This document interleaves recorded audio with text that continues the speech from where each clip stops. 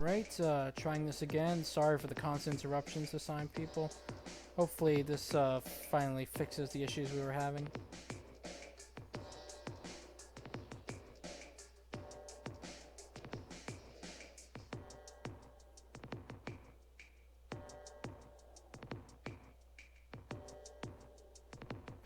Yes, I am streaming in 1080p this time. I did it in a lower resolution last time, but I figured that it wouldn't have. No, I know what caused it. Don't worry about it. I know what caused the issues. I just forgot to set. Basically, I just forgot to set certain things the way they're supposed to be before I stream the way I usually do. So that caused it. I fixed them both right now, so it should be fine. Anyway, what was I?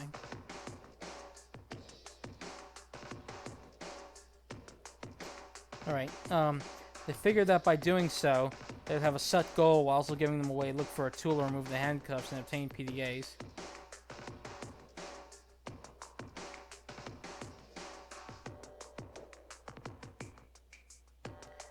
It was when Soichi and Reika were coming out of a storeroom they stopped on their way to the stairwell. They spotted the girl. Is that?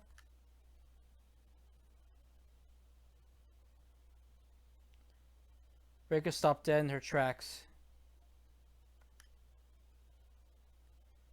Soichi came over and looked over Reika's shoulder to see what she was looking at. A girl?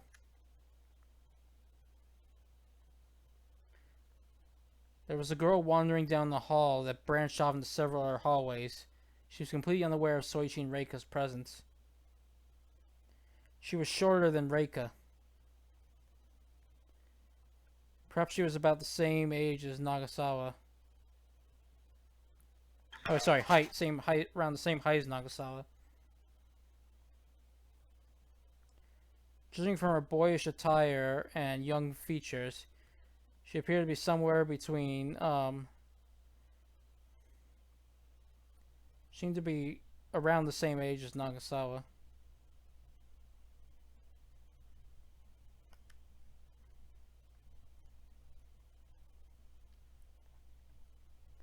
Her face was tense, but she seemed just like any other healthy young girl her age. What do we do?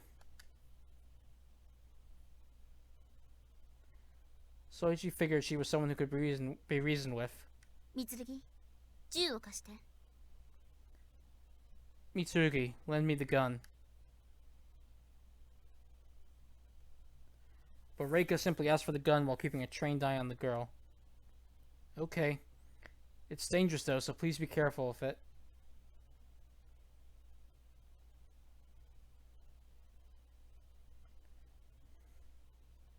Soichi handed over the gun to Reika. He figured she wanted a weapon for self-defense in case things went south. That girl's the one who needed to be careful. Huh?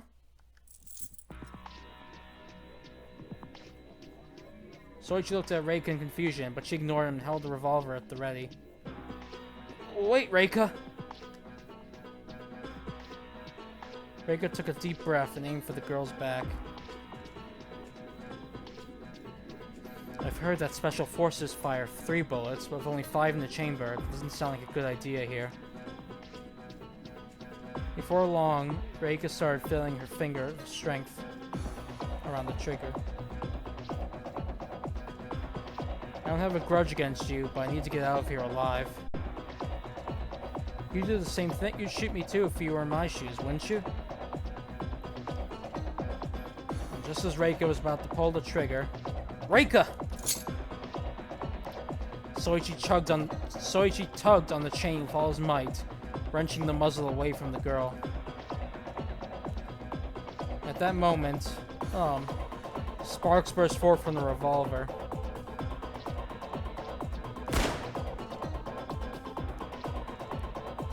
But fortunately, the bullet only ended up grazing the girl.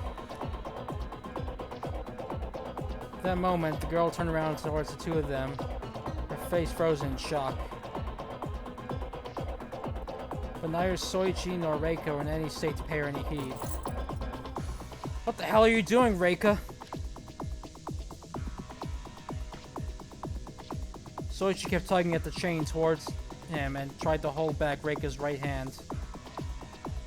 Her fingers were still wrapped around the revolver.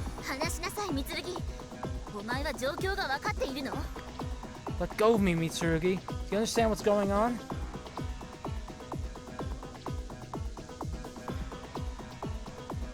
You're damn right I do. You just tried to shoot someone for no reason. You don't think I get that?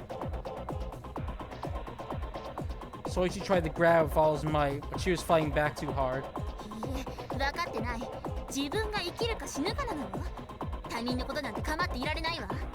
No, you don't. It's kill or be killed.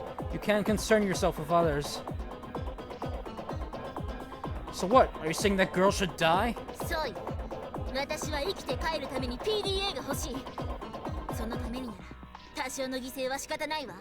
That's right. I need PDAs to get out of this place alive. A few sacrifices are an inevitable process of that goal. You could try talking to them first. If all goes well, they might cooperate with you and lend you their PDA without a fight.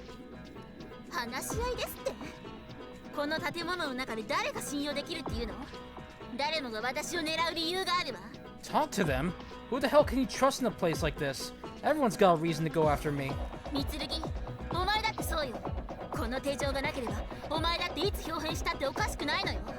And you're no different. If it weren't for these handcuffs, I wouldn't be surprised you pull a 180 at some point.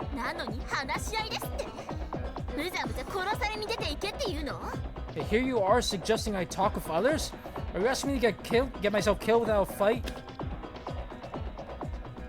Just as Reika shouted that, Soichi finally managed to grab her hand. He then swiftly pulled the revolver out of her clutches. Not everyone is like that. Why are you so doubtful? Can't you bring in yourself to at least give others a chance?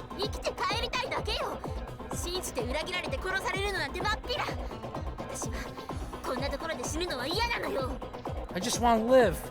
I'll be damned if I get myself killed for putting my trust in a backstabber. I don't want to die in a place like this. Soichi declared they should be trusting others in order to survive. Meanwhile, Reika didn't trust others in order to survive. Their quarrel ran across parallel lines. Their views were being held up on the mindsets that are the complete antithesis of the others. Soichi wanted to prioritize helping others. But on the other hand, Reika wanted to prioritize her own life. Soichi wasn't all that scared of the prospect of his own death. But Reika was terrified of the idea of her dying. One held no value for his own life, while the other held no value for others' lives. It was those basic disagreements that lay at the heart of their argument. As such, neither was able to accept the other's mindset at the end of the day. And if they could not compromise, they could never entertain mutual understanding. Besides, if you were driven to the wall, you'd kill me too. I bet my life on it. I'd never do anything like that. In the end, it took a while before their debate ended and they realized that the girl had long since vanished.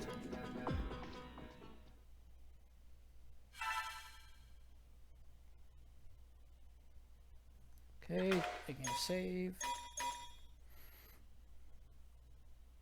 Right, that should be...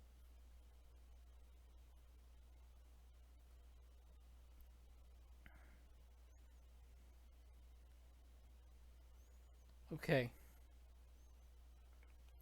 So this is the second floor, huh?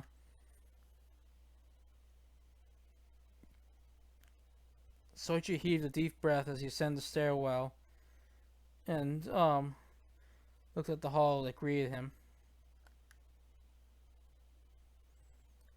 It didn't look all that different from the first floor. But Reika didn't react to Soichi's words. She simply looked away and kept her silence. The two of them had found the stairwell to the second floor.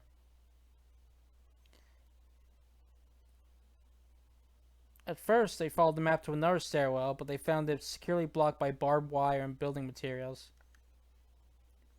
As such, they had to look for another one.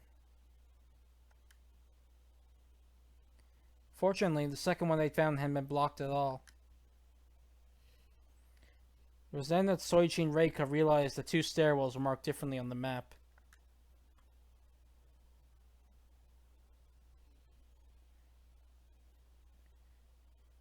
The first stairwell was marked by an X on top of it, but the second one didn't have that. So they came to the conclusion that the X marks indicate an inaccessible stairwell.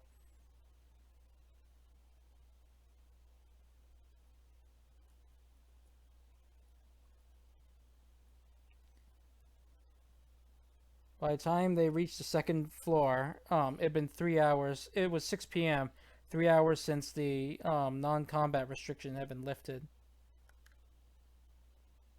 It had been over an hour since Reika tried to shoot that girl.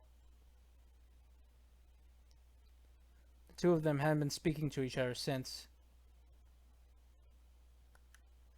Oops, I think I missed a clip.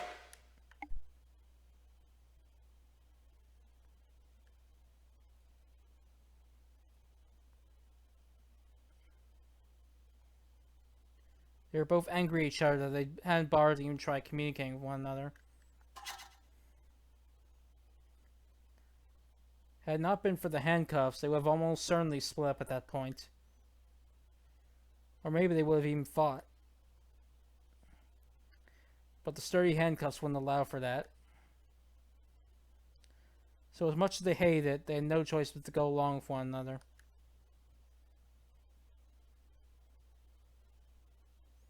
It was right then that Yoshimitsu Tezuka found the two. It was only by sheer dumb luck that Soichi had caught the sneak attack.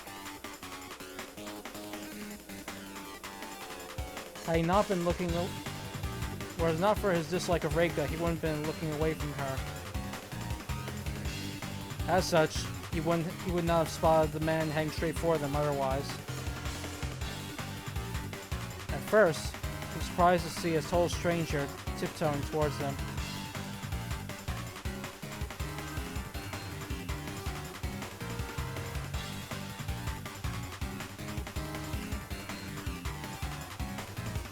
But before he had time to understand why he was doing that, the man pulled out a knife from his waist.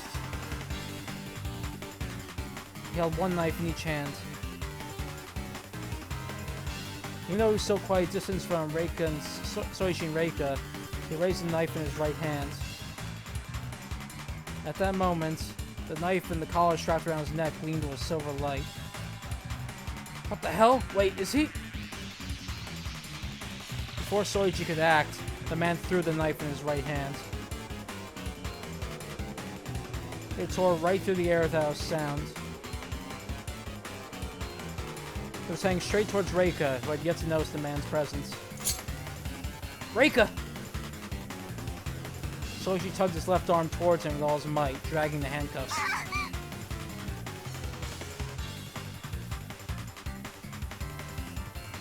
The action forced Reika to plunge Soichi's way. Just then, the knife grazed her nose.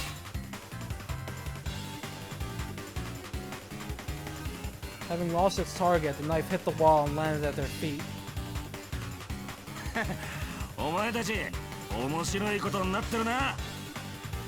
You guys are in some kinky shit, huh? The man ran straight towards Soichi and Reika. He switched the knife in his left hand to his right. Seriously, how and why did you end up handcuffed? The man seemed oddly amused. He continued his charge, holding the knife. Normally, it'd be impossible to find anything amusing about the situation.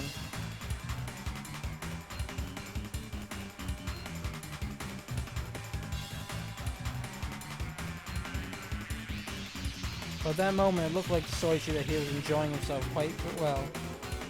A collar? Which means he's one of the 13 players? Shoot him, Mitsurugi. We're gonna die if you don't focus. Reika shouted. At first glance, it sounded like she was worried about Soichi, but that wasn't the case. She was simply concerned about the idea of having to lug his heavy body around if he died. Right! Reika's intentions aside, she was right on this matter. Compelled by her words, Soichi hastily reached into his pocket. You guys picked the wrong time and place for your little bondage fetish. The man thrust forward at top speed. He swung down his knife at almost the exact same moment Soichi drew his gun. Soichi's revolver and the man's knife clashed against one another. Thanks to that, Soichi was saved by a hair's breadth.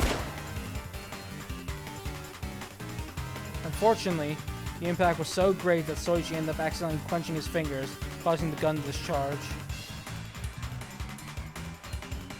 Soichi watched the man's complexion change as the bullet grazed his face.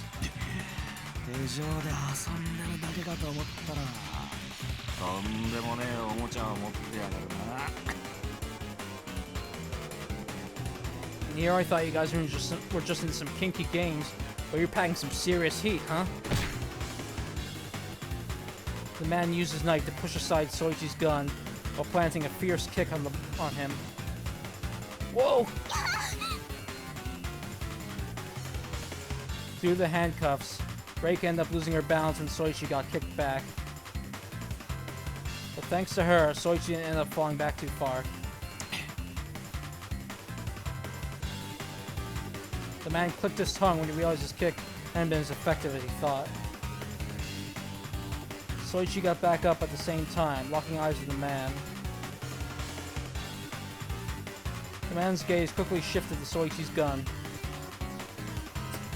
Take another step forward and I'll shoot! Once he realized his opponent was being wary of his weapon, Soichi pointed the gun at him. His stomach and back ached from the man's kick.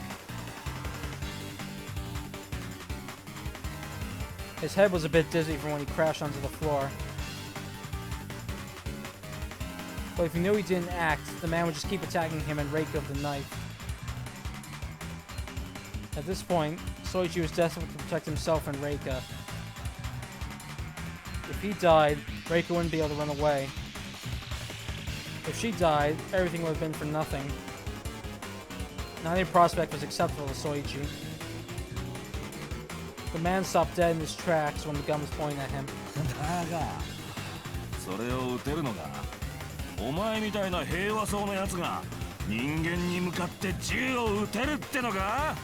But can you really? You don't look like you can pick the fight in your life. You're saying you can really point a gun at someone and pull the trigger? The man slowly pointed his knife towards Soichi and Reika, keeping his eyes slowly trained on Soichi's revolver the whole time. I will if I have to! Soichi steeled his mind and answered with as much force as he could. The man was right. From the moment Soichi had pointed the gun at the man, he hadn't been able to stop shaking.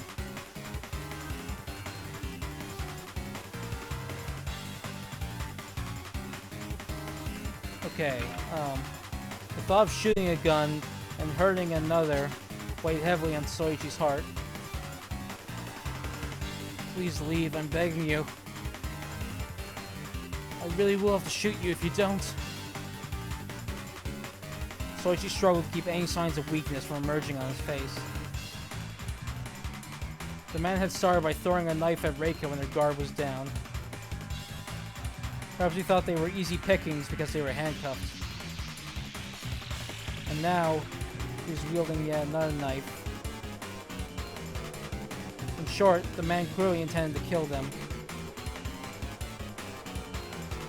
Soichi's flesh wouldn't protect him from the man's knife.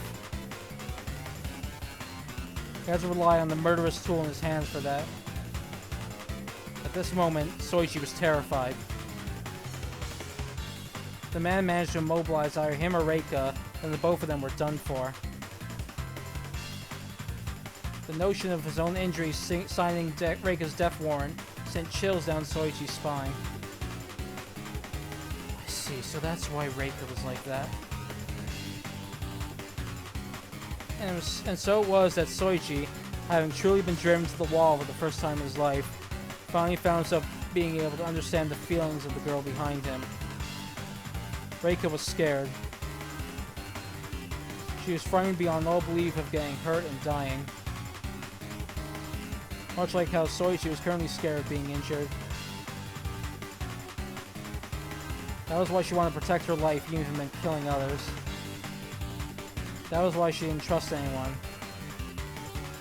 Because of the same reason that Soichi was now pointing a gun at the man. It wasn't that she was cold or lacked empathy. She was simply scared out of her mind. And that's all the more reason why I can't let her do it. And with that revelation, Soichi found strength within him that hadn't been there before. His grip around the gun tightened as though it were second nature. I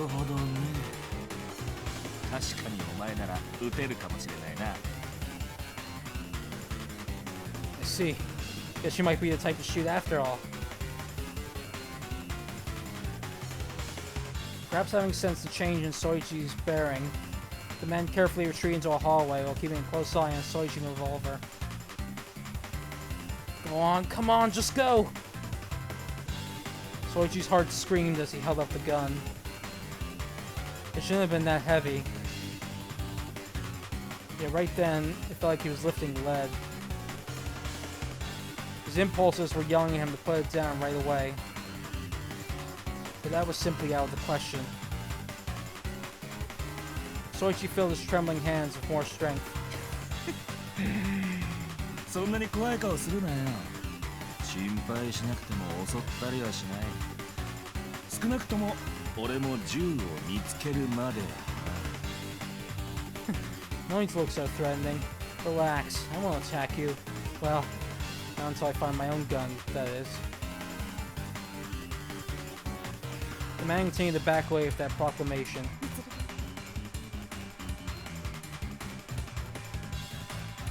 Reika whispered into a voice so quiet only Soichi could hear her.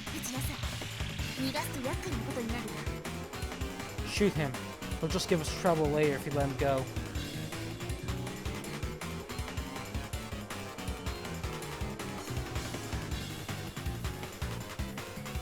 Only Soichi could hear her. The man kept exchanging glares with Soichi while backing down. Reika, let's let him go. Soichi whispered back. Why? Don't you get that he's dangerous? Oh, I do, believe me. I'll explain why later. What concerned Soichi was how many bullets they had left. He started out with 6. He used 1 on the chain, Reika had shot 1 at the girl, now he accidentally shot 1 right here.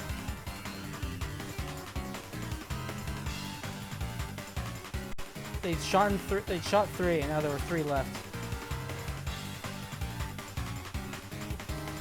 Soichi knew the man would eventually come back for them once he armed himself. He understood what Reika was telling him.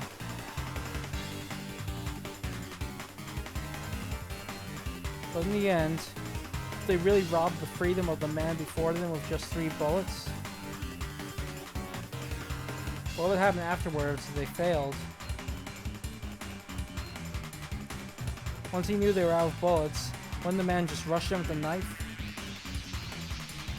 The only reason he wasn't attacking them now was because he still had bullets. Were they to use up all their bullets here and now, Soichi and Reika wouldn't have any means to defend themselves. And it wasn't just the man who might attack them. The kidnappers were out there for certain as well. And there could also be others aside from him who would decide to play the game. If Soichi and Reika bound by handcuffs, even a mere knife attack was more than a credible threat. Their gun was proving to be the only deterrent to a fight like that. Getting rid of their only shield simply wasn't an option in Soichi's mind. Come on, get going. Soichi watched the man retreat while begging him to leave.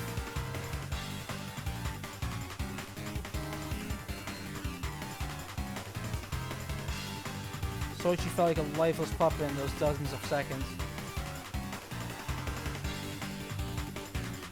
His hands trembled, his brow oozed sweat, and his knees threatened to collapse right under him. He's gone. So when the man finally did disappear around the corner, Soichi collapsed to the ground with relief.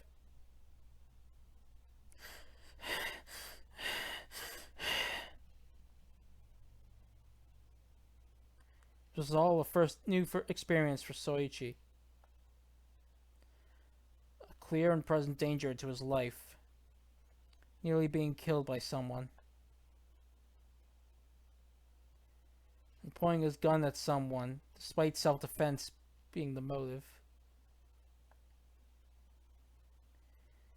It all felt like a dream to him. But they were all very much real.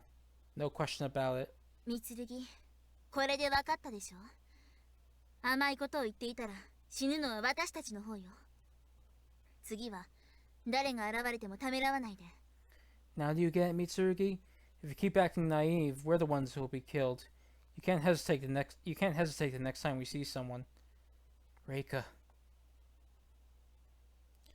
Soichi looked up at Reiko while catching his breath. He understood what she was saying perfectly well.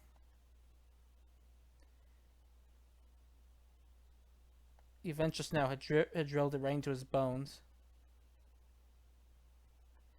But despite that, he wished she wouldn't talk that way. 私は生きて帰りたい。生きて帰って元の生活に戻りたい。そのためなら何だってするわ。他人を傷つけることだってやってみせる。I want to live through this. I want to go home and return to my normal life. I'll do whatever it takes to make that happen, even if it means hurting others. Former life. Wanting to return to it. Strangely enough, that idea moved Soichi. After all, he himself had dreamed in vain many times of returning his own normal life, even though he knew that could never be. Though it had nothing to do with breaking his PDA. Reika, going alone turned out very badly for me.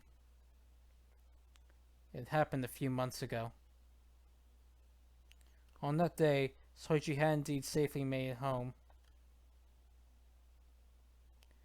But in the end, that simple act of going home by himself had left him unable to ever return to his normal life.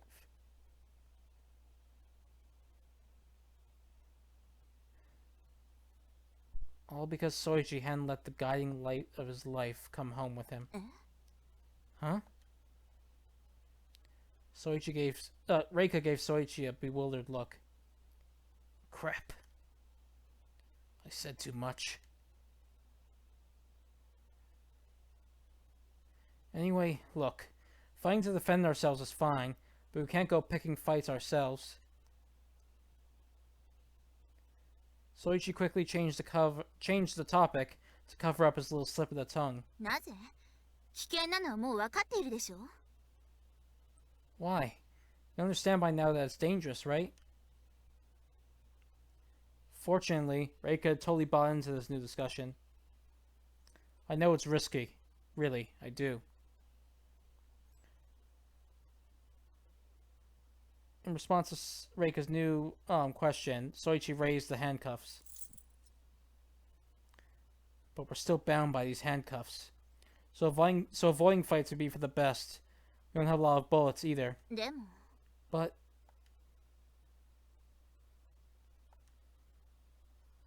please think about this with a cool head, Reika.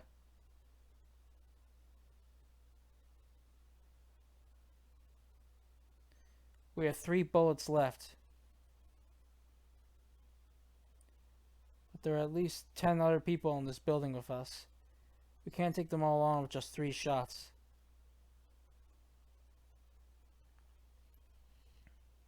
Thanks to the handcuffs, Soichi and Reiko would be at an overwhelming disadvantage against any foes with equal firepower.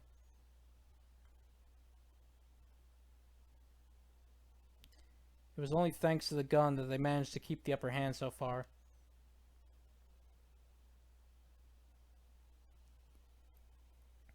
So I need to go forward as peacefully as possible. At least until we know exactly who's picking fights. Of course, removing the removing the collars would be best, but that's not possible at the moment. Though Soichi tried to convince Reiko with logic, deep down, he just wanted to keep her from fighting. He just simply couldn't bear to look at a girl who was